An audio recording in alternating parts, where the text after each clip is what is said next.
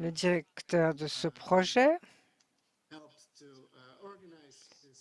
et je tente d'organiser cette session avec Charles Rick, que vous connaissez tous, j'en suis sûr. Et je veux simplement hein,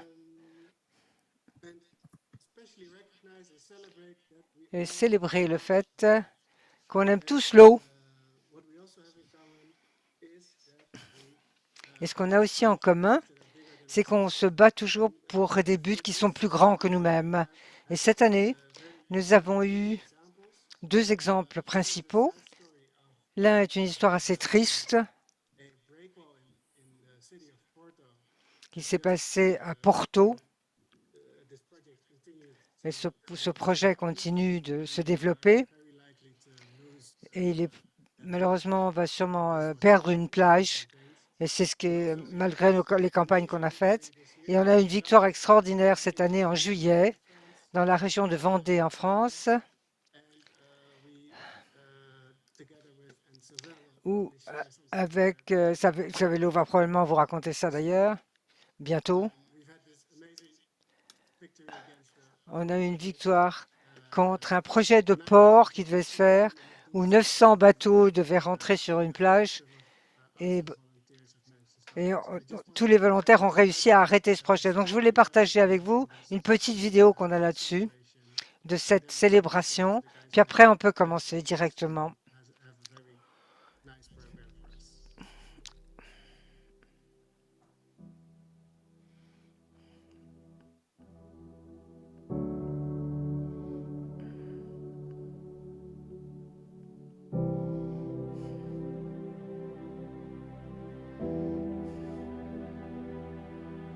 Après des années combat, des heures et une persévérance infinie. On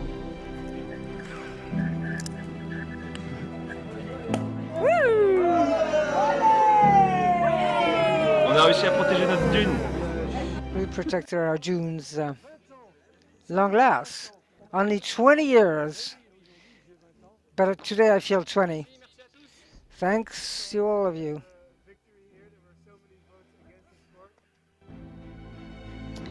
Nous avons sauvé l'art normandelière.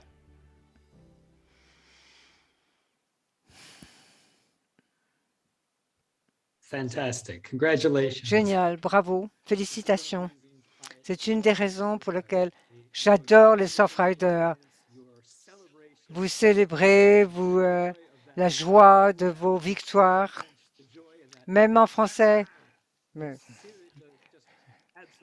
Ah, vous êtes génial, géniaux plutôt. Je suis très content. C'est un honneur d'être avec vous aujourd'hui, avec vous tous. Vous êtes des héros en ce qui me concerne. Voilà, on sait les Danzig Fox. Moi, c'est Brian et je travaille avec Lucie aujourd'hui. Nous faisons partie d'une agence de créativité qui se spécialise dans le troublion. Nous sommes des artistes, des militants et nous aimons cette association de l'art et de militantisme et l'introduction des idées, de l'invitation, de la beauté et de l'art dans l'activisme. Et on se sent frères et sœurs par rapport à vous, les Surfriders, qui avaient cet amour de l'océan et cette joie de surfer et le mélanger avec du bonheur. C'est quelque chose de magnifique. Chapeau bas, on vous adore. Maintenant, je suis un des fondateurs de Dancing Fox. On a commencé cette organisation il y a 6 ans. Et avant, j'ai travaillé chez Greenpeace pour de très longtemps, comme faire une campagne pour la sauvegarde des éléphants, mais je racontais surtout des histoires. Et avec Dancing Fox, j'ai voulu partager l'amour des contes, des histoires et les échanges, des histoires qui font marcher le monde et qui font marcher notre cerveau. Si on peut changer les histoires, on peut changer le monde, on peut changer tout. Et on a travaillé ce matin avec certains d'entre vous, les Coastal Defenders, pour vous expliquer certaines de nos techniques pour raconter des récits. Lucie, par exemple. Eh bien, moi, je m'appelle Lucie Taylor Je suis facilitatrice et une improvisatrice. Je suis très passionnée sur la façon dont on peut utiliser les jeux pour travailler de façon plus belle encore, plus délicieux dans la vie et plus amusant surtout. Donc, moi, j'apporte quelques jeux au travail que fait Dancing Fox. Et je ne vous dis pas à quel point c'est joyeux de travailler avec un qui improvise comme ça, avec des facilitateurs de réunion où on ne sait jamais ce qui va se passer. C'est vraiment un grand don. Je vous recommande ça. On travaille avec évidemment les plus grands, les plus petites facteurs de changement de la planète. Et c'est un véritable honneur évidemment d'avoir travaillé sur des droits humains, sur toutes les organisations de ce type. Maintenant, qu'est-ce qui va se passer ce soir? Ce soir, c'est à vous. C'est pour les volontaires de Surfrider, c'est vous remercier pour une année de ce que vous avez fait et pour entendre aussi quelques-unes de vos histoires autour d'un feu de camp virtuel. Et on va entendre des histoires de vous, les Coastal Defenders, et je vous demander que vous lui donniez tout le soutien que vous pouvez parce qu'ils font un travail extraordinaire, courageux, et ils partagent leurs histoires. Vous allez voir, ils partagent leur vulnérabilité, ils partagent leurs humanités et leurs histoires et leurs récits de quelque chose qui les a rendus un Coastal Defender. Maintenant, autant que je peux, et je sais que c'est le monde de Zoom, c'est samedi soir, mais si on peut rester avec nos visages et nos vidéos, raconter, donner à nos compteurs le feedback qu'ils ont envie d'entendre, comme si on était sur une plage autour d'un vrai feu de camp. Malheureusement, ce n'est pas le cas, c'est dommage, mais si on voit vos visages et vous leur donnez le feedback et une motivation et un peu d'amour dans le chat, je crois que ce sera vraiment quelque chose de sacré. Et je pense que c'est toujours formidable de donner en retour aux compteurs. On entendra aussi un invité spécial, l'un de mes héros personnels, John Hosvar, qui est le directeur de la campagne Océan de Greenpeace et qui a des histoires incroyables à vous raconter dans son travail pour investiguer et sauver l'océan comme biologiste marin et tous les chapeaux qu'il porte. Donc, vraiment, j'ai hâte de l'entendre. Donc, cela dit, Lucie va vous présenter un petit exercice. Oui. Brian, tu peux partager ton écran? Non. Quand j'ai dit que j'aimais jouer, eh ben, c'était vrai. Si vous pouvez, pour un petit instant, allumez vos caméras et vous levez. On va vous donner un peu d'énergisant pour voir qu'on est tous présents dans nos corps, dans nos esprits, prêts à donner une réception extraordinaire à nos compteurs. Est-ce que quelqu'un a déjà fait du yoga du rire? Oui, absolument, le yoga du rire. Eh bien, on va faire ça. Et l'idée qu'il y a là-dessous, c'est que vous faites semblant jusqu'à ce que vous réalisiez à le faire. Donc, vous faites semblant de rire jusqu'à ce qu'on rit. Donc, il y a 3 types de rire. Celui qui va dans la tête, comme la voix de tête. Et puis, nous avons le rire qui part de la poitrine.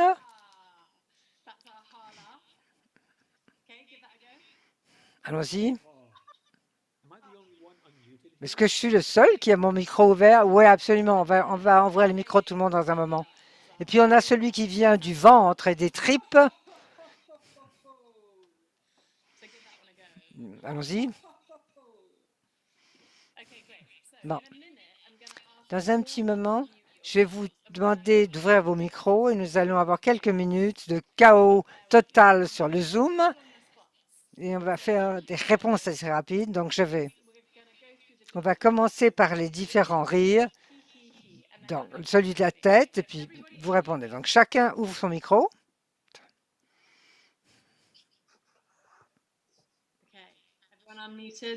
Vous êtes tous ouverts? Ouais. Donc, c'est parti.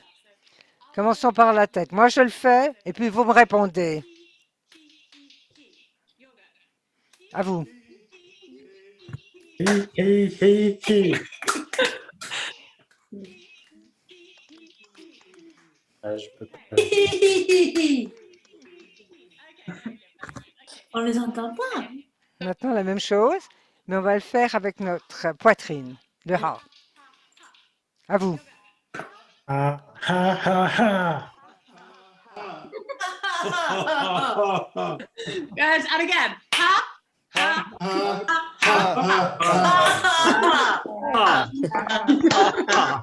Okay, great. And then thirdly, we're going to do it up. Et Do up. troisièmement, on va le faire avec le ventre, dans haut. Ho, ho, ho, ho. Ho, ho, ho, ho. Ho. Ho, ho, ho. Ho. Okay, fantastic. You're getting the hang of it. Right. Merry Vous, Christmas. vous avez compris. Joyeux Noël, dit quelqu'un. Donc maintenant, vous allez faire semblant que vous avez un téléphone mobile de 90, vous avez les trucs à clapet, et vous allez imaginer que vous êtes au téléphone avec vos copains qui sont les plus drôles possibles, et vous allez rigoler avec vos copains. Donc vous allez simplement rire au téléphone avec eux. Et c'est pour ça que vos partenaires ou vos colocataires vont penser que vous avez complètement déjanté. Allons-y.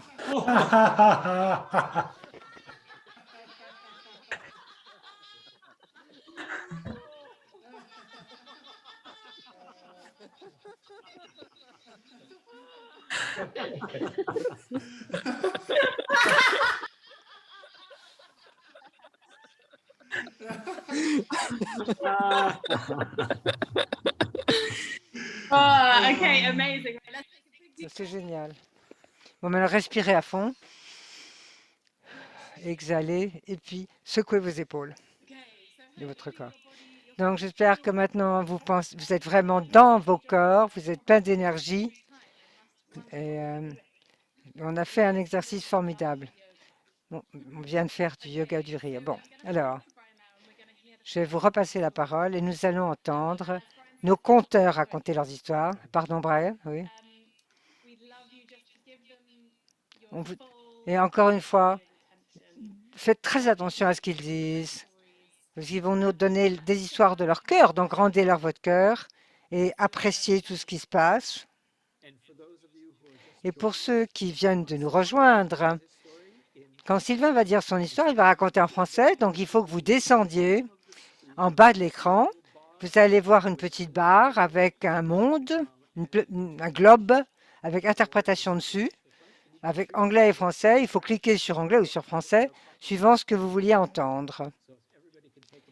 Donc si chacun peut s'assurer de faire ça, soit anglais, soit français, sur l'écran, je vous donne quelques secondes. Everybody got it? Any questions? You can Est-ce que vous hold êtes sur le bon canal? into the chat. Si vous avez des questions ou quelques soucis que ce soit, vous pouvez écrire dans la messagerie. Okay, great. So, our first storyteller is Dans notre Sylvain. première histoire, ce sera Sylvain. Sylvain is a musician. Vous savez que Sylvain, il est musicien. Vous l'avez entendu. C'est lui qui a composé la musique pour le podcast. Il est à Tours, au milieu de la France, à 200 km de la plage la plus proche, mais il la protège depuis 2008. Voici son histoire. Sylvain. C'est ça. Alors en fait, pourquoi j'en suis venu là? Depuis tout petit, je suis passionné par les sports dits extrêmes, californiens, en particulier par le BMX au départ, et puis le skate ensuite. Et puis, j'ai découvert dans ces magazines des photos de surf. Et pour moi, c'était un truc absolument inatteignable. Un truc, le sport des rois, qui n'était absolument pas à ma portée. Je n'avais pas la musculature qu'il fallait, la carrure qu'il fallait. C'était pour moi le truc ultime. Et à partir du moment où j'ai pu aller sur la côte, donc parcourir ces quelques 250 km qui m'en éloignent, j'ai pratiqué le bodyboard au départ, ce qui m'a donné un premier contact avec l'océan. Et c'est ça, en fait, qui m'a ouvert à la protection de l'environnement, parce que je me suis rendu compte en dehors de mon environnement urbain, que la nature était magnifique, qu'elle m'apportait de la joie, beaucoup de bien-être. Et j'avais envie de protéger ça. Pourquoi? Parce qu'à chaque session, quand je revenais sur le sable et que je voyais ces plages jonchées de déchets, de bidons, de produits toxiques. J'ai vu un écran IBM une fois, justement, à Bretignolles, un beau matin, en me levant pour aller surfer. Et c'était hallucinant. La plage était jonchée de déchets. Donc, ce que j'ai fait à ce moment-là, ce qu'on peut tous faire, prendre un sac et puis ramasser tout ce qu'on peut. C'était peut-être pas grand-chose, mais au moins, j'avais fait ce que je pouvais faire moi. Alors des fois, je me souviens que au Sable d'Olonne notamment, j'ai parcouru une plage avec 3 sacs de 100 litres. C'était même dur de tout ramener, mais j'en chiais, mais je l'ai fait.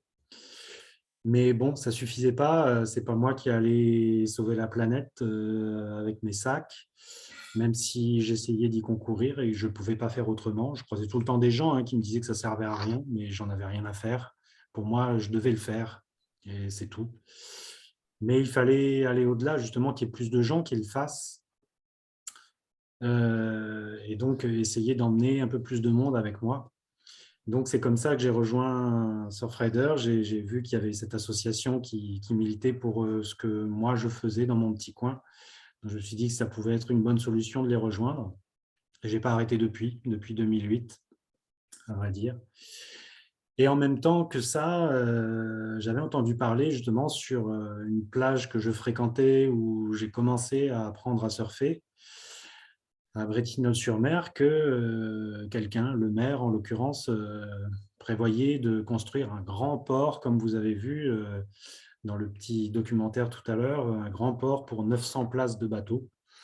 Mais pas n'importe quoi, creuser ce port à l'intérieur des terres, traverser la dune qui existe actuellement, et creuser un gros chenal pour faire rentrer les bateaux dans ce qui est actuellement des champs. Il y avait une ferme de chèvres bio à l'époque. Donc voilà, détruire tout ça, la dynamite, et puis bétonner tout ça pour faire rentrer des bateaux de milliardaires, parce que c'était pour aussi des catamarans. Il y avait de grands projets, grands projets.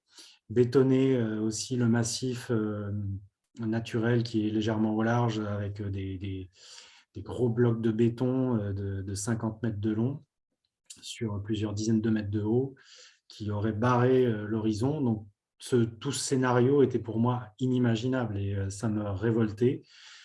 Je ne pouvais pas rester sans réagir non plus face à ça. Et j'en ai parlé à Surfrider. C'était pas simple pour eux non plus, à distance, de faire quelque chose. On a essayé de réfléchir quoi faire ensemble.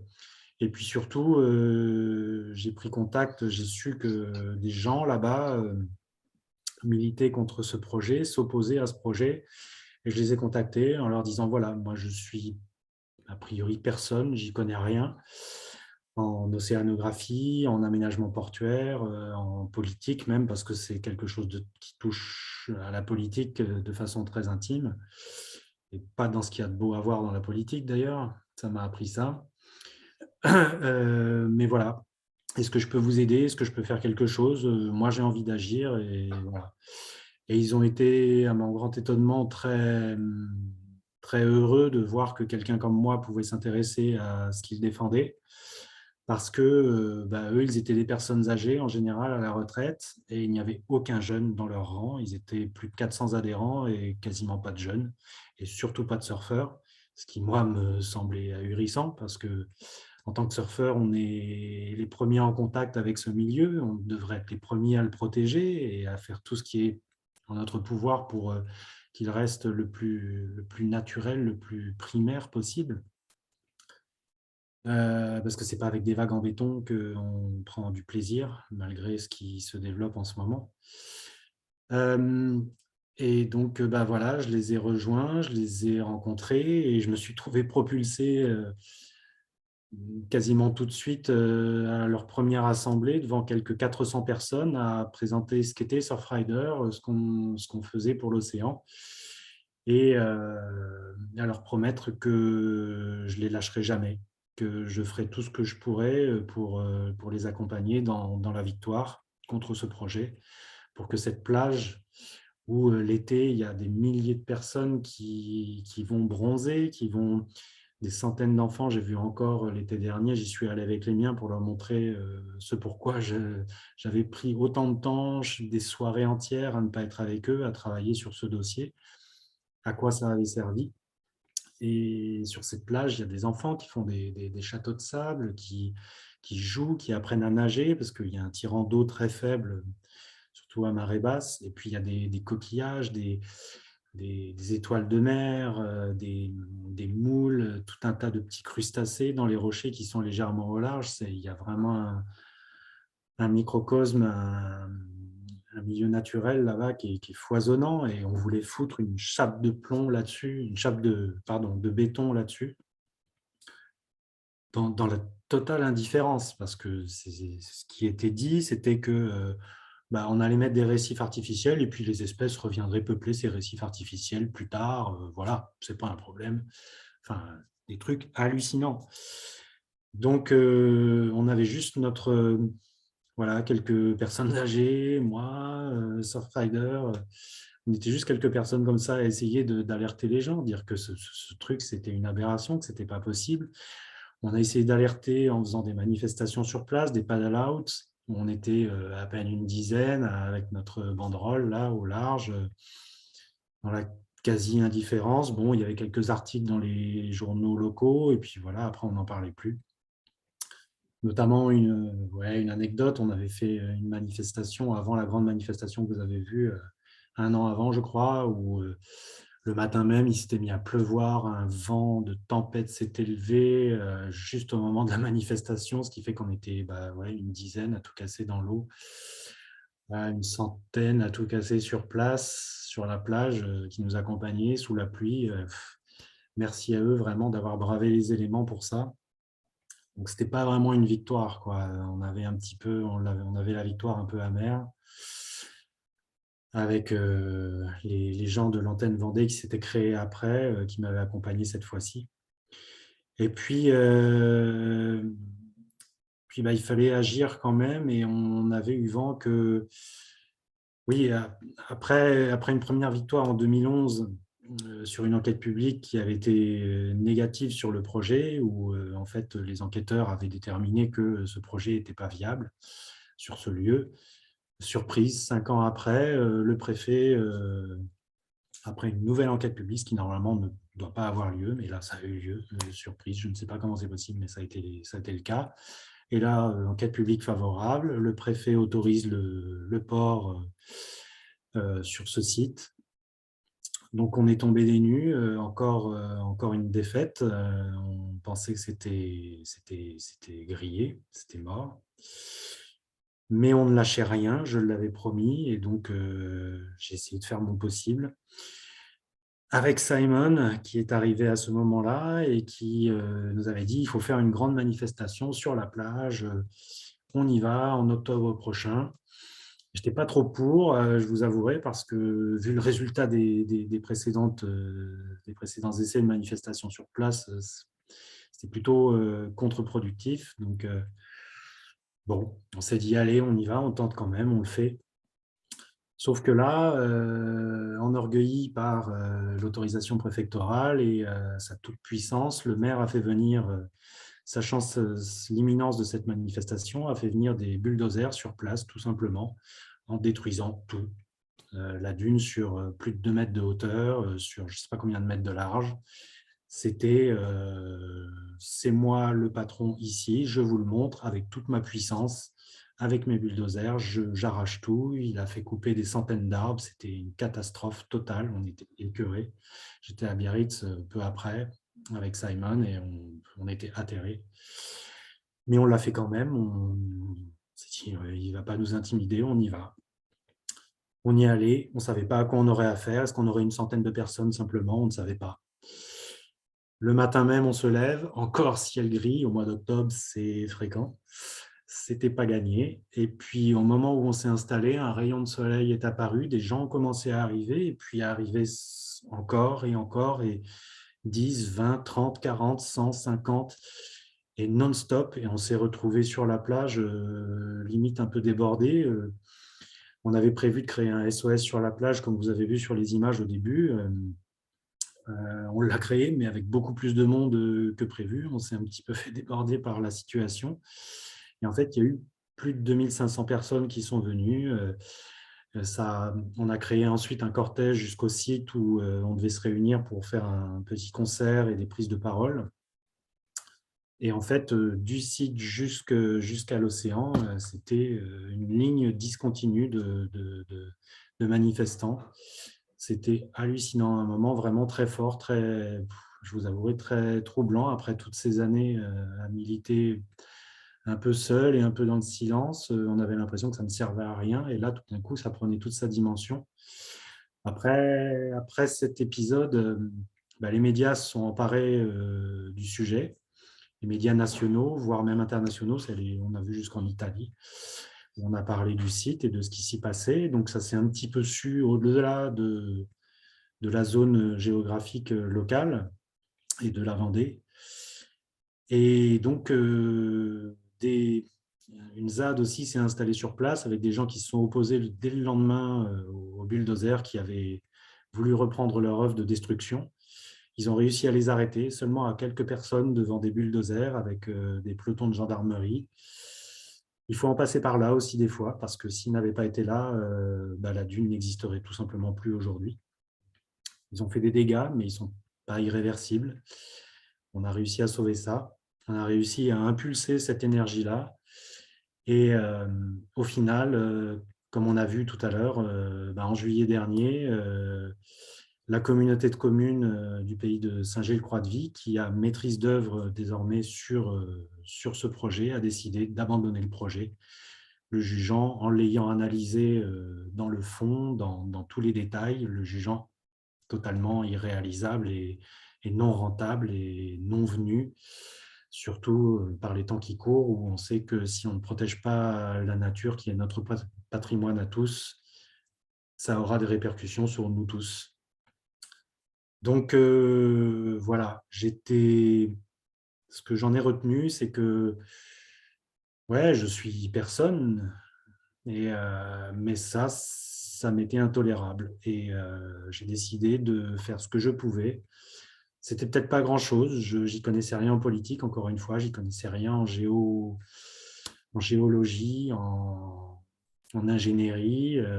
Je ne vous cacherai pas que ça a été dur, il a fallu que j'apprenne plein de choses, que je passe des soirées entières à travailler là-dessus. Je ne sais pas si ce que j'ai fait a été efficace, mais ça y a concouru. Et ça, grâce à Surfrider, grâce à la vigie là-bas, grâce à tous les gens qui se sont ensuite fédérés à cette cause-là, et on a tous ensemble réussi à accomplir quelque chose d'énorme, parce que désormais, nos enfants pourront aller jouer sur cette plage pendant encore, j'espère, l'éternité. Et ça n'a pas de prix. Voilà, donc on peut le faire, on peut agir, il suffit de se lever et de dire non. Voilà, merci à vous de m'avoir écouté. À moi de vous écouter maintenant. Je ne vous entends pas. Thank you, Sylvain. Wonderful, wonderful, wonderful. I love that detail. Merci. J'ai vraiment apprécié ce détail de dire je n'étais pas vraiment athlétique, je nageais pas très bien le crawl non plus, mais on voit l'enthousiasme de soutenir une cause qui nous dépasse, qui est plus grande que nous. Je ne sais pas si quand on ne travaille pas dans le militantisme, si on sait vraiment ce qu'on ressent à ce moment-là, cette joie d'être avec d'autres personnes qui partagent vos valeurs pour faire quelque chose pour la planète et de gagner. Si on pouvait mettre ce sentiment en boîte pour le partager, ce ne serait pas difficile notre travail pour sauver la planète. Merci. D'ailleurs, juste une petite chose qui est, à mon sens, très importante, c'est ce que ça m'a appris, c'est qu'on a dans ce type de combat des hauts, des bas, qui peuvent être très bas, mais il ne faut rien lâcher, parce que on ne sait jamais quels vont être les événements, on ne sait jamais ce qui va arriver.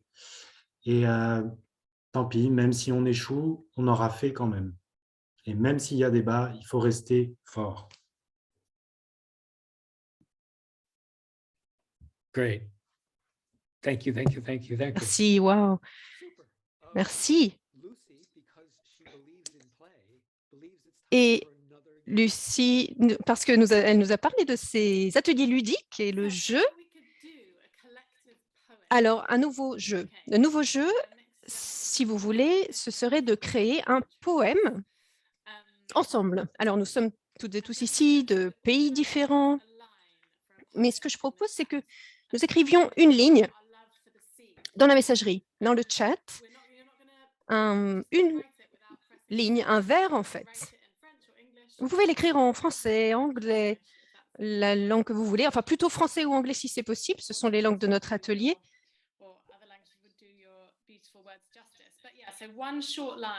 Alors, je ne sais pas si on pourrait comprendre si vous écrivez en portugais ou une autre langue, mais donc, il faut que ce soit en lien avec votre amour de l'océan, de la mer, et vous allez juste écrire dans la messagerie et attendez qu'on vous dise pour cliquer « Envoyer », pour envoyer ce vers du poème, cette ligne du poème, et nous allons tous ensuite l'envoyer ensemble, en même temps, et comme ça, on va créer un poème tous ensemble. Pour chaque personne, écrivez seulement une ligne, un vers.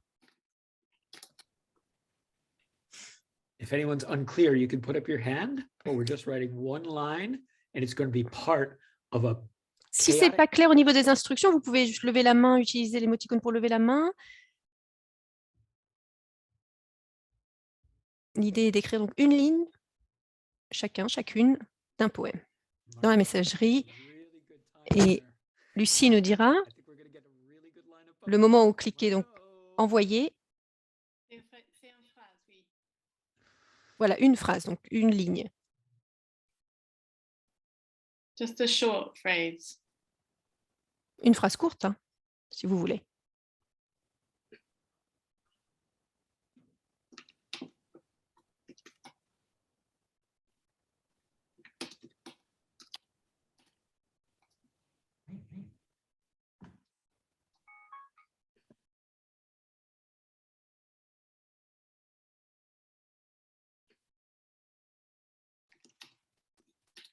Okay, so just don't press enter yet. We're just gonna.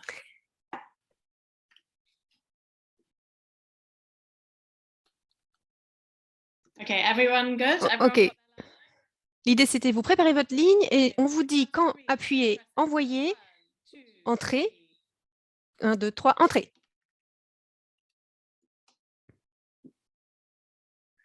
Oh, amazing. Regardez Okay. cela. Et Brian et moi, nous allons maintenant lire le poème dans l'ordre qu'il s'est affiché. Ça n'aura peut-être pas beaucoup de sens. Ça va être très sympa. Brian, tu veux commencer par l'anglais?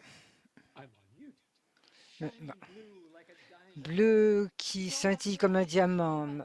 On my,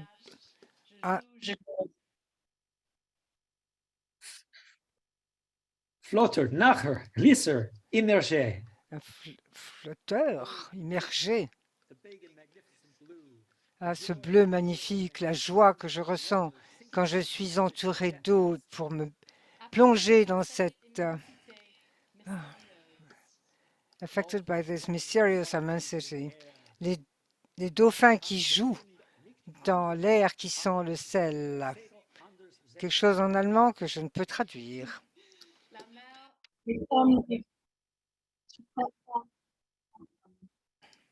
The ocean keeps on bringing. L'océan continue à respirer. Le cœur de la vague me rend tellement sûr. L'océan qui nous fait rêver. Un énorme espace qui me rappelle le mien. Eau extraordinaire avec des petits poissons. Quelquefois, on s'amuse. Merci à tous. Le sang est la source de tout. Un ciel bleu qui rutile sur la plage. Yes, yes. Avec ma mère voit les tempêtes, quel plaisir. La marée, je l'ai dans le corps. Le retour au sol, notre essentiel. Wow. Okay. That was really beautiful. And C'était magnifique. Ça n'avait aucun sens, mais c'était magnifique. Merci beaucoup à tous. Parfait. Maintenant, notre deuxième conteur, Ah, d'abord, je veux vous souligner le fait que l'un des panélistes que vous voyez is a set of drawings. voilà, est un dessin qui a été fait par Iris, qui est notre illustratrice. Et Iris adore dessiner sur les murs et dessiner sur tous les supports qui l'entourent. Et elle vient à nos réunions et elle les enregistre par des dessins. C'est une musicienne aussi. Donc, si vous voulez regarder ce qu'elle fait, c'est vraiment très joli. Vous pouvez regarder sur ses écrans. Donc, notre deuxième narratrice, c'est Marina. Et elle est chez Surfrider. C'est une défenseur des océans, une photographique, un plongeur. Et elle nous a raconté une magnifique histoire ce matin. Et voilà Mariana qui va vous raconter son histoire. Merci, Brian. Donc, moi, dans ce qui me concerne, mon histoire remonte au premier moment où j'ai eu, qui m'a marqué comme environnementaliste pour me battre contre quelque chose auquel je croyais, un sens viscéral qui remplit de temps à autre. Donc, je vais vous raconter un peu de choses là-dessus. Donc, moi, j'ai grandi au Mexique. Comme vous le savez, c'est une des plus grandes villes du monde. C'est très chaotique, il y a un bruit insensé. Il faut vraiment se battre pour vivre là-dedans. Donc, vous poussez, il y a une foule démente. Quand vous conduisez, c'est comme si vous étiez dans une foire avec les autos tamponneuses. Il faut y aller. Enfin, c'est vraiment très. C'est quelque chose qui m'a rendu ce que je suis, évidemment. Et quand j'ai été à l'université, j'ai été étudier un nouveau programme et je faisais partie de la 3e année. Donc, quand je suis entrée à la fac, personne n'avait encore eu un diplôme pour ce programme parce que c'était un programme de 4 ans. Enfin, en tout cas, c'est un programme qui était sur un nouveau campus, comme la plus grande université du Mexique. Mais ce campus était simplement fait pour enseigner le programme que j'avais fait et il était situé dans un tout petit village de pêcheurs qui n'avait pas plus que 1000 habitants au sud du Mexique. Donc c'était un changement colossal, évidemment, parce que moi, je venais d'une des villes les plus grandes du monde et de me retrouver dans un tout petit village. Donc, étudier là-bas était pour moi une expérience énorme, enfin pour nous tous étudiants, parce que la plupart d'entre nous venaient du centre du pays, plus urbanisé, avec des normes de vie plus hautes, plus riches comme environnement. Donc, 45% de la population au Mexique vit sous le seuil de la pauvreté. Ce petit village en faisait partie naturellement. Donc les gens étaient très pauvres. S'ils ne pêchaient pas, eh ben, ils ne mangeaient pas. Donc, c'était pour moi une expérience colossale. Et aussi, c'était une expérience pour les gens du village parce que on leur ressemblait pas, on ne se comportait pas comme eux. On parlait avec un accent différent des leurs et nos pensées n'étaient pas similaires aux leurs. Donc, cet exemple est un des différences majeures que j'ai rencontrées là-bas. Donc, à cette époque, un jour, j'étais dans ma voiture pour aller d'un endroit à un autre.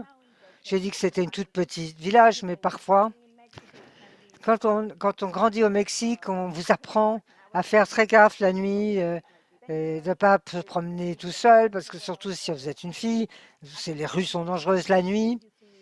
Et quand on voit un groupe d'hommes, il faut avoir peur parce que vous ne savez pas ce qu'ils peuvent vous faire. Ou si vous êtes avec un type, alors donc il vous protège parce que c'est un homme. Donc un jour, j'étais donc dans ma voiture avec mon chéri de l'époque. Et on a dépassé ce groupe de 3 types complètement ivres, les machos, qui avaient un petit opossum.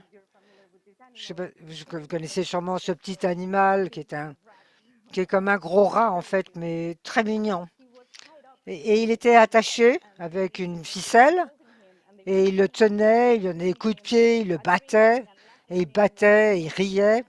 Et ce pauvre petit animal était terrifié et il souffrait manifestement. Et je n'ai pas pu le supporter. Donc j'ai dit à mon copain, il faut que tu fasses quelque chose.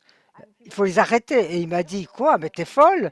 Je vais certainement pas aller me battre avec ces 3 mecs qui sont complètement ivres, t'es folle? Et j'étais absolument furieuse. Donc j'ai conduit jusqu'à ma maison. Je suis allée dans ma cuisine, j'ai pris un couteau de cuisine, je suis revenue dans ma voiture, j'ai reconduit à l'endroit où étaient ces types. Je suis sortie de la voiture comme une furie avec mon couteau et je leur ai dit, vous êtes cinglés, laissez cet animal, qu'est-ce que vous leur faites?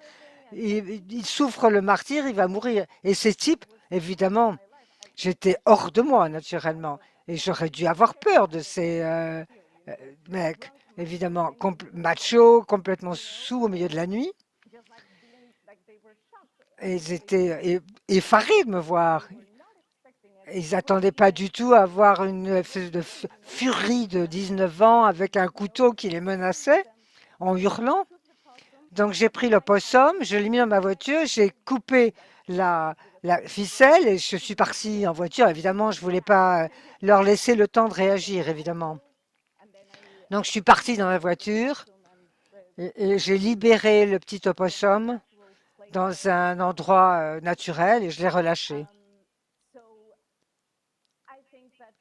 Donc je crois que peut-être vous avez tous connu une situation où vous pensez que vous devez faire quelque chose, mais vous ne le faites pas parce que peut-être vous ne voulez pas rendre les gens inconfortables, ou peut-être vous ne voulez pas engendrer des conflits, ou peut-être vous ne voulez pas être impoli, je ne sais pas. Mais il y a des moments dans la vie où suivre son instinct, même si quelque chose vous dit « Ah là là, c'est complètement cinglé », peut vraiment aider quelqu'un dans le besoin et sauver la vie d'un être humain ou d'un quelqu'un qui est vivant. Ce petit opossum allait mourir, c'est sûr. Donc, la façon dont moi je sens aujourd'hui, je pense que j'ai impacté non seulement l'animal, mais ces 3 types. Parce qu'ils ne pensaient pas qu'une femme puisse les attaquer de cette façon. Et ils pensaient que les animaux n'en valaient sûrement pas la peine. Et je crois qu'on peut vraiment avoir un impact sur les gens et changer un peu les manières dont fonctionne le monde. Donc, je voulais partager cette anecdote avec vous, c'est parce que c'est quelque chose qui m'a beaucoup marqué et dans les années d'université que j'ai passées après. J'avais moins d'armes et j'étais moins forte et j'étais moins armée, c'est sûr. Mais j'ai vu le changement que je pouvais créer petit à petit dans la communauté dans laquelle on vivait. Donc, je veux dire, si vous avez une situation de ce type, la prochaine fois, je vous invite à suivre vos instincts et à y aller parce qu'il vaut mieux essayer et rater plutôt que de regretter de ne pas rien avoir essayé du tout. Donc, voilà ce que je voulais partager avec vous et merci de votre attention. Merci, Marianne. Merci infiniment.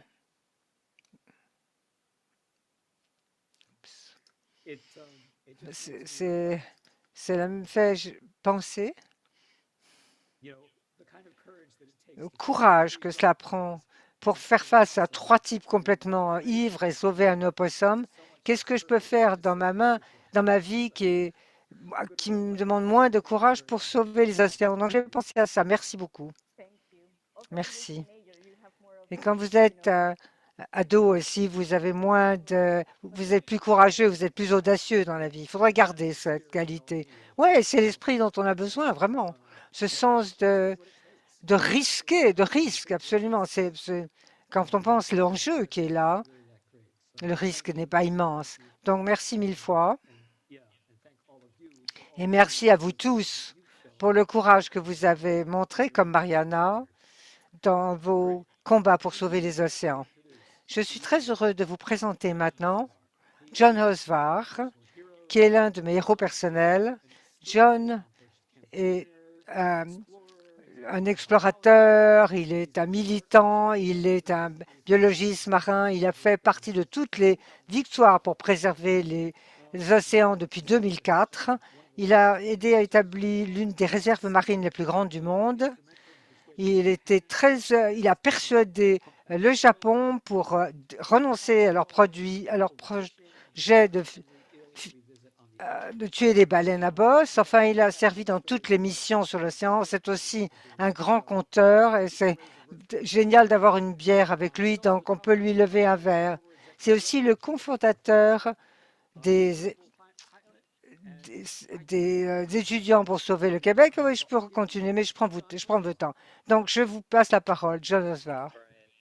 Merci, Brian. Merci à tous.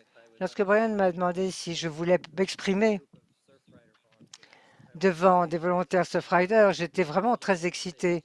De toutes les organisations avec lesquelles j'ai travaillé, surtout aux États-Unis, les Surfriders sont un de mes favoris. Ce sont des gens formidables. C'est toujours une joie de travailler avec eux. Et je ne veux condamner personne, mais contrairement à certains de mes collègues dans d'autres organisations, la plupart des Surfriders font ça pour l'amour de l'océan. Ils trouvent des manières de faire une différence, même s'ils ne sont pas payés. Généralement, ce sont des volontaires, ce sont des bénévoles qui n'ont aucun crédit généralement pour ce qu'ils font. Donc, je suis sûr que vous avez tous eu cette expérience-là de vous battre pour quelque chose qui vous tient à cœur. Donc, merci pour me laisser me joindre à vous et félicitations pour les victoires que vous avez pour protéger les plages ou les opossums. Je savais que j'allais être en compagnie de gens formidables. Moi, comme Brian l'a dit, je travaille chez Greenpeace depuis 18 ans maintenant aux États-Unis.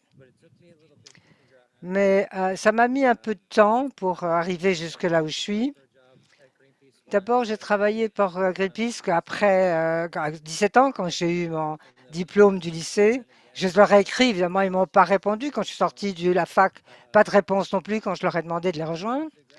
Je suis allée alors j'ai étudié en fac la biologie marine, mais ils n'étaient toujours pas intéressés par ma personne. Donc à ce moment-là, j'ai fait un petit détour. J'ai eu 3 mois entre, je sais pas, 2 boulots dans une organisation anglaise de conservation. J'ai été visiter un copain à New York et elle m'a dit, une fille à New York, pardon, et elle m'a dit, mon coloc a une idée, elle vous la présenter. Et elle m'a dit, on veut commencer une organisation, voir si on peut avoir des étudiants qui s'occupent je sais pas quoi, parce que je n'entends pas. Ah, Tibet. Ah oui, alors, moi, je ne connaissais pas le Tibet. Je n'avais jamais rencontré un Tibétain. C'était vraiment pas mon genre de diriger cette organisation. Je connaissais rien à l'affaire. Mais bon, je suis allé les pieds joints. Et j'ai cru que j'allais passer 3 mois. Et en fait, j'ai passé 10 ans. On a construit cette organisation. On a fait des campagnes. Enfin, il y avait beaucoup d'argent. Il n'y avait pas un sou, évidemment. On avait, je crois, on nous a parlé de nous dans le monde entier. On avait des écoles partout et on embêtait vraiment le gouvernement chinois. Ce que j'ai préféré, moi, dans tout cela, c'était quand je suis partie. J'ai parti de cette institution et je l'ai laissée dans la main de jeunes Tibétains qui la dirigent depuis. Et ils sont forts et ils sont plus déterminé que jamais. Puis je suis allé au Texas, j'ai vécu à Austin, que j'ai adoré. Je ne sais pas si vous avez jamais visité Austin, mais allez-y, c'est vraiment très bien. Et à ce moment-là, je ne connaissais personne, je ne savais pas très bien ce que j'allais faire, mais quelqu'un qui avait travaillé pour moi en tant que volontaire était chez Greenpeace. Et Greenpeace était alors en procès parce que Exxon leur faisait un procès. Et on avait 36 personnes qui étaient accusées de félonie pour une action qu'on avait faite à Dallas, au Texas, poursuivies pour crimes et délits. Et on se battait, c'était vraiment, on avait peur pour notre organisation et pour nos gens, évidemment, à Dallas où Exxon est le roi.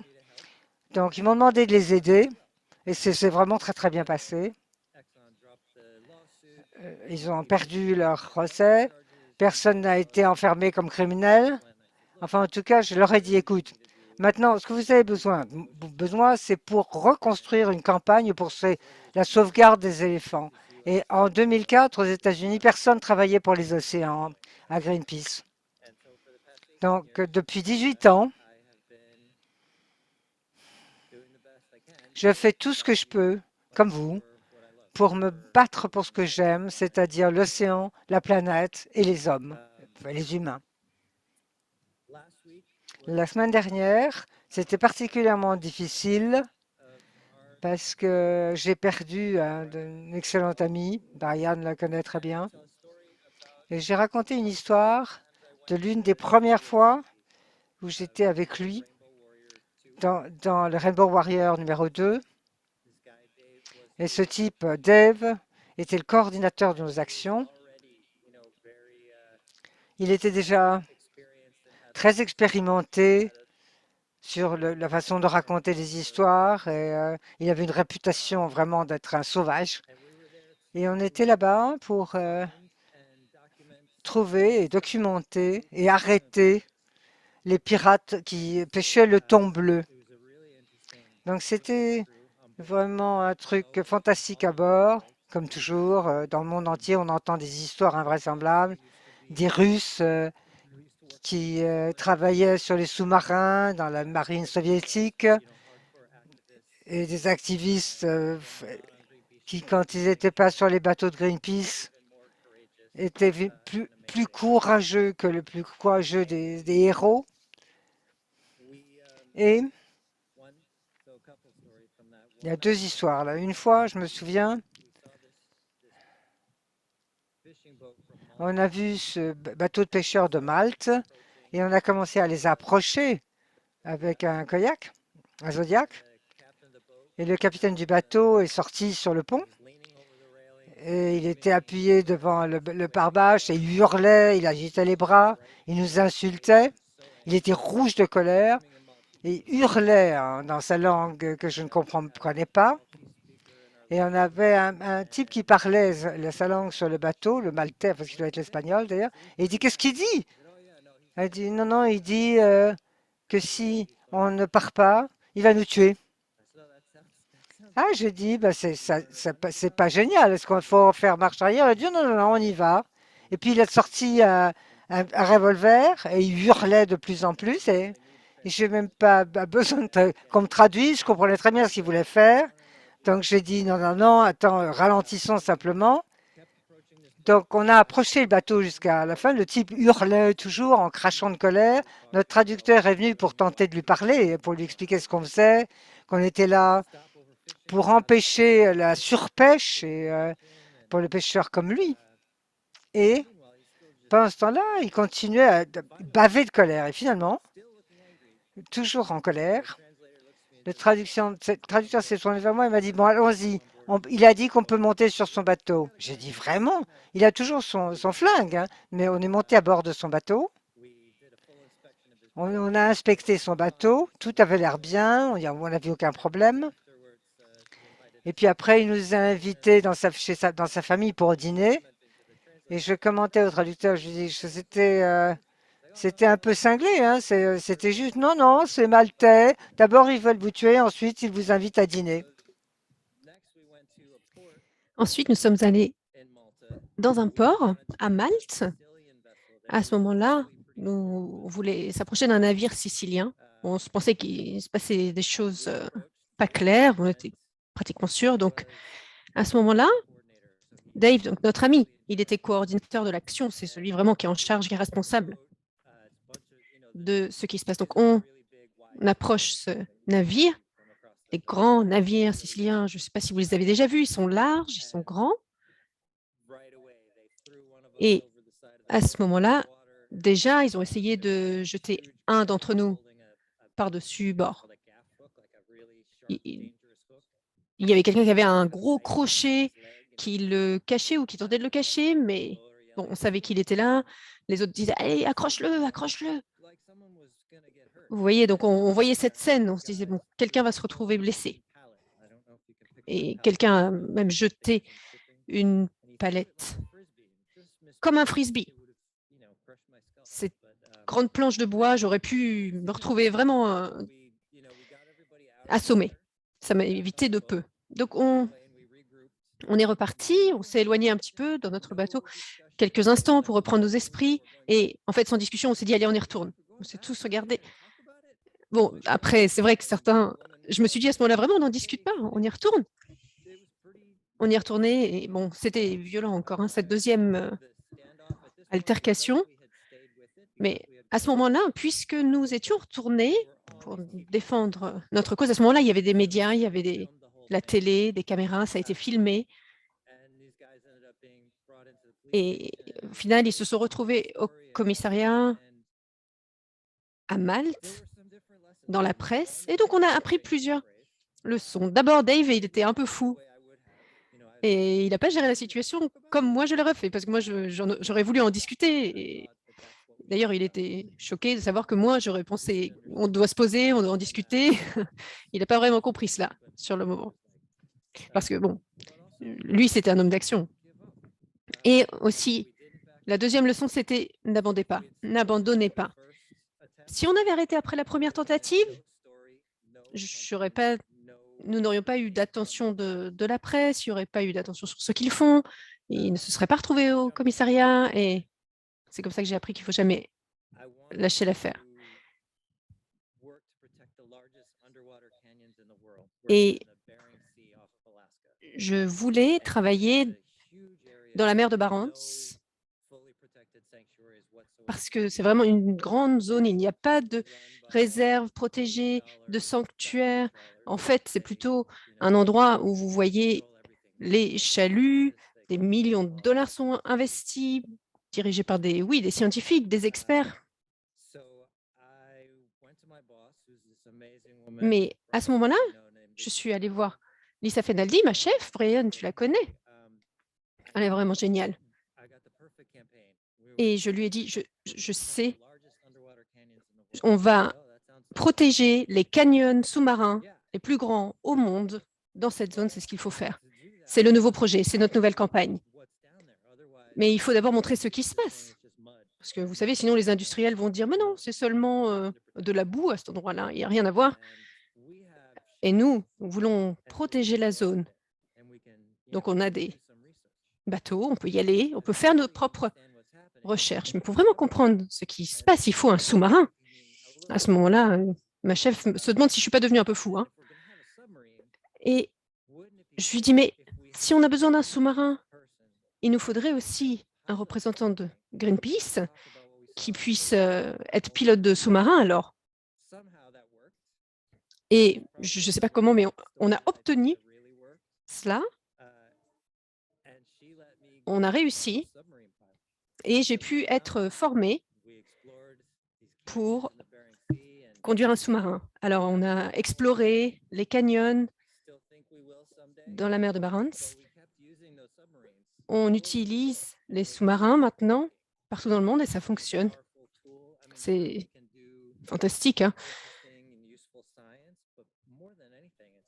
On peut étudier la science, oui, mais en fait, il faut voyager, il faut aller dans ces lieux du monde où personne n'est jamais allé pour montrer à tout le monde ce qui s'y passe et ce que nous devons protéger, les enjeux mondiaux pour la nature. Voilà ce que je voulais partager avec vous aujourd'hui.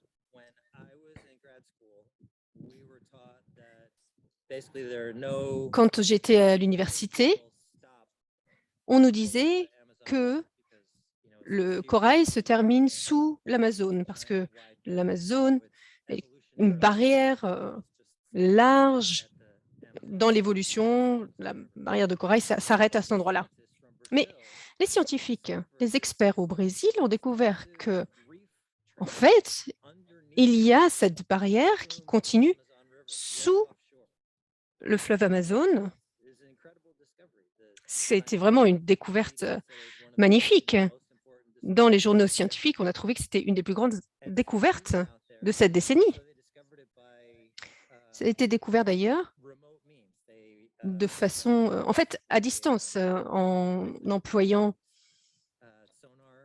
des sonars pour faire une cartographie de la zone, mais personne n'a jamais vu vraiment le corail à cet endroit. Alors,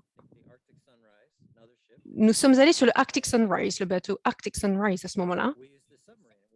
Nous avons utilisé le sous-marin aussi pour voir la barrière de corail, pour pouvoir l'observer avec nos propres yeux.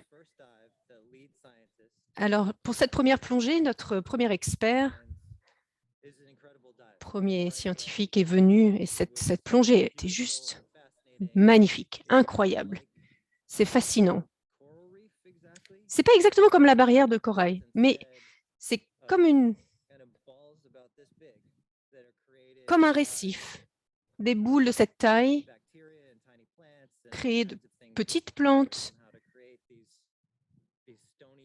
pour créer ces petites boules rocheuses. Puis ces petites boules rocheuses s'accumulent, créent ces piles en fait de récifs, de petites boules rocheuses de plantes. J'essaie de vous le décrire, mais c'est comme un hôtel pour les poissons en fait, et la vie aquatique locale, je n'ai jamais vu ça. Et donc nous avons observé tout cela pour nos recherches. C'est vraiment incroyable. Nous sommes revenus ensuite sur le pont. Nous avons ouvert le dôme du sous-marin et à ce moment-là, les experts, les scientifiques sont là. Ils ont tellement hâte d'entendre ce qu'on a vu. Et à ce moment-là, vraiment, le scientifique qui était avec moi est en pleurs, est en larmes. À ce moment-là, ce qu'il dit, que ce qu'ils ont écrit dans leur papier, dans leur article, est obsolète. D'après ce qu'il a vu, avec 2 plongées avec nous, il en a appris tellement plus. Donc, on a continué. Les images ont été publiées partout dans le monde.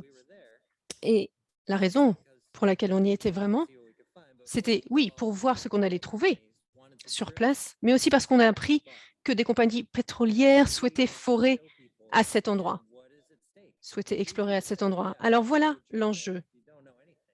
Oui, c'est une bonne chose d'aller observer, d'aller voir ce qui se passe sous la mer, mais une fois qu'on se rend compte à quel point cet écosystème est riche, la conversation prend une autre tournure.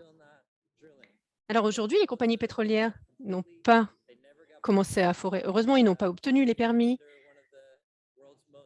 Et même avec le président actuel que vous connaissez, heureusement, il n'y a toujours pas de compagnie pétrolière dans la zone qui peut opérer dans la zone. Donc, une expérience incroyable. J'ai 1 ou 2 autres histoires que je peux raconter. Ça dépend si on a le temps.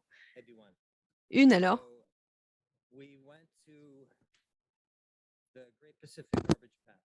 Nous sommes allés voir la poubelle flottante dans le Pacifique.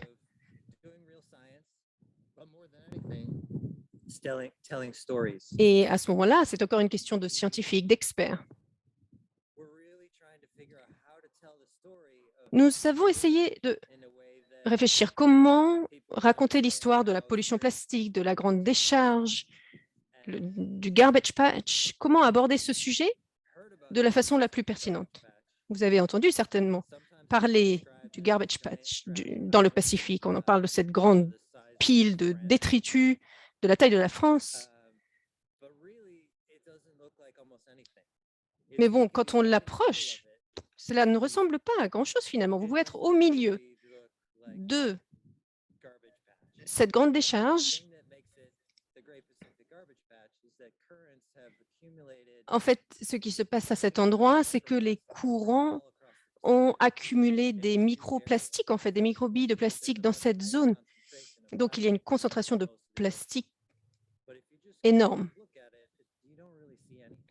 Mais en fait, vous ne voyez pas grand-chose si vous êtes dans cette zone-là à l'œil nu. Donc, comment est-ce que nous pouvons en parler pour que ça devienne quelque chose de réel, quelque chose de pertinent dans l'esprit de tous? À ce moment-là, nous avons parlé avec des ressortissants de Hawaï pour aller voir Kaohlavin, une île locale. Une des îles principales à Hawaï, mais elle est inhabitée parce que c'est un endroit sacré et c'est un endroit qui a été aussi utilisé par l'armée américaine. il l'utilisait comme champ de tir. Donc, il y a eu déjà, bien sûr, des dégâts de causés à cet endroit-là, des déchets enfouis. Il pourrait y avoir des bombes encore intactes quelque part sous le sable. Donc, il faut faire très attention. Mais nous nous sommes approchés donc à ce moment-là pour débarquer sur cette île inhabitée. Bon, vous avez entendu parler d'Hawaï. Si vous n'y êtes pas allé, vous savez que les mers tropicales, c'est magnifique. Hawaï, ce sont des paysages incroyables.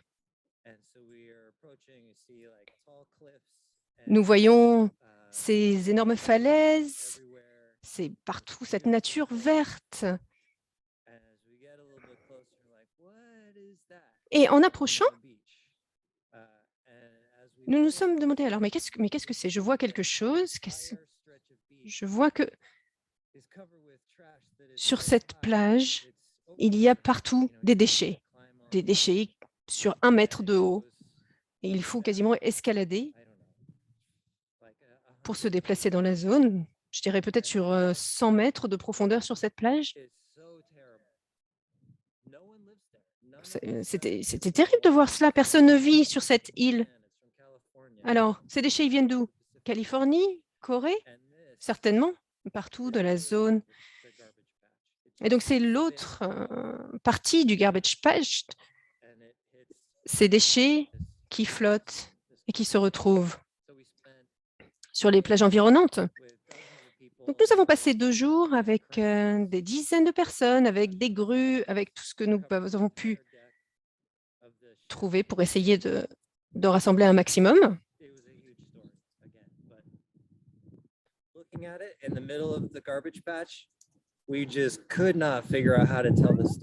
À ce moment-là, nous nous sommes toujours demandé comment raconter cette histoire. Et je pense que cet exemple est très pertinent pour aider à comprendre à tous l'ampleur du problème. Et je ne voudrais pas prendre trop de temps, mais je pourrais vous raconter d'autres histoires si on a le temps. Qu'est-ce que vous en pensez? Une histoire encore? D'accord, alors je continue.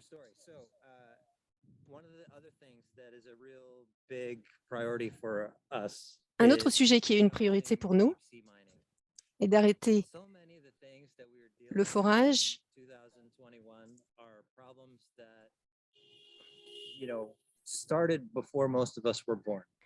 l'exploitation minière en eau profonde. Alors bien sûr, cela a commencé bien avant nous. La pollution des océans, cela a commencé bien avant nous. Et nous travaillons tous et toutes d'arrache-pied pour essayer d'améliorer cela. Et l'extraction minière sous-marine, c'est quelque chose que nous pouvons tenter d'arrêter avant même que ça commence. Parce qu'il n'y a que quelques entreprises qui viennent peut-être de Belgique, du Canada et d'autres pays, effectivement, mais une poignée d'acteurs qui essayent de lever des fonds, des millions, pour aller faire cette activité qui est tout à fait risquée et très, très coûteuse, et je dirais tout à fait inutile. C'est-à-dire aller dans les eaux les plus profondes,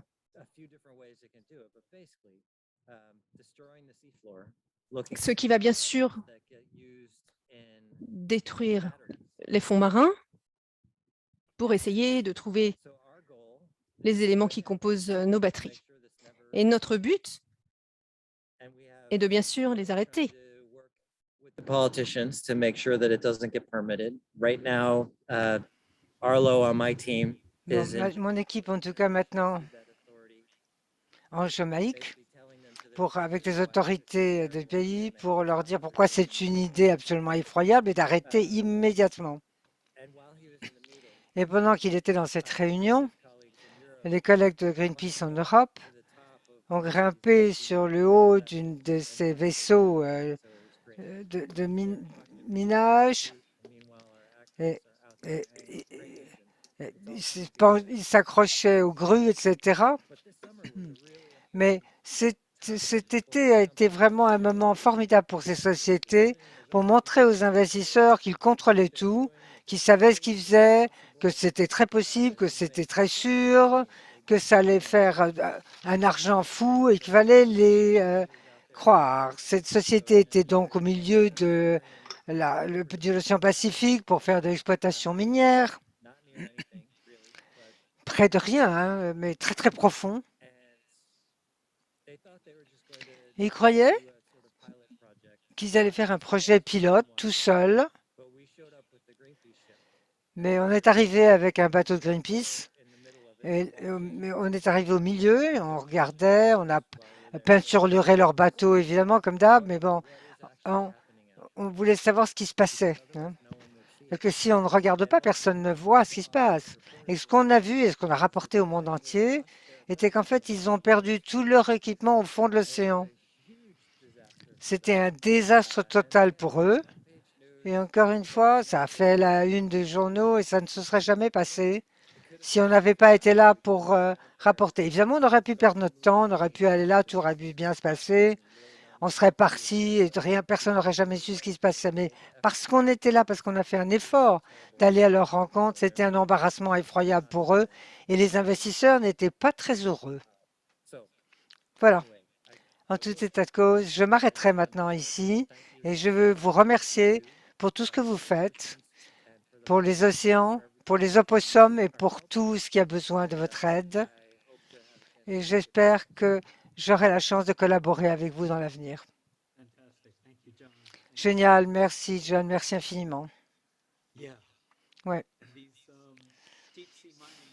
Et ces compagnies d'exploitation minière maritime présentent leur travail comme quelque chose qui va être mieux pour les droits humains sur la planète parce que ça n'implique pas les mines d'exploitation qui se passent en Afrique, par exemple, en ignorant totalement la décimation qu'ils font dans les vies dans l'océan. Merci pour souligner ça, pour attirer l'attention, pour dire arrêtez cela, c'est pas commencer. Ce sont des investissements massifs qu'il faut freiner. Signez des pétitions, faites quelque chose de grand, de petit, mais il faut l'arrêter parce que ça va être bien plus difficile quand ça va commencer pour de vrai. Donc cela conclut notre programme. Je veux simplement vous remercier tous à nouveau pour votre travail remarquable, pour les histoires formidables. Merci à nos conteurs, merci John, merci Mariana, merci Sylvain. C'est formidable d'avoir tout entendu, vos récits, anecdotes et contes magnifiques de la protection des océans et des opossums. Maintenant, si vous avez autre chose, Lucie, vous avez encore un petit exercice final pour nous faire sortir. Non, pour conclure, je veux vous remercier aussi. On compte vraiment sur vous, tous les volontaires, et sur votre aide pour sauver les océans en Europe ou autre part. Et c'est vraiment inspirant et je voudrais vraiment que vous continuiez à travailler comme cela, à de dire non, de motiver les gens, de les mobiliser. Donc, je vous souhaite une très bonne soirée. Avant de partir, on aimerait bien partir en 3 mots. En 3 mots, qu'est-ce que vous avez pensé de toutes ces histoires? Donc, si vous voulez juste écrire dans le chat 3 mots.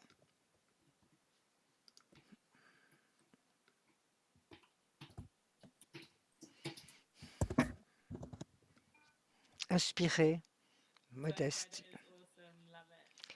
Gonflé à bloc. Le surfeur est génialissime. Gonflé à bloc, prêt à y aller. Thanks to all and thanks to the translator. Interesting and inspiring. Happy, C'est hopeful. tellement inspirant, c'est heureux, plein d'espoir, motivé, passionnant, inspirant, plein d'énergie.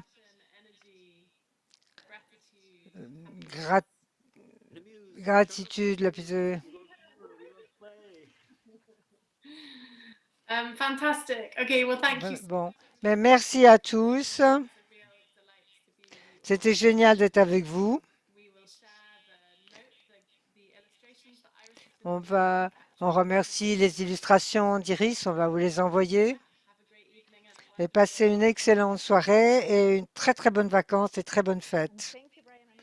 Merci Brian et Lucie pour nous avoir réunis tous.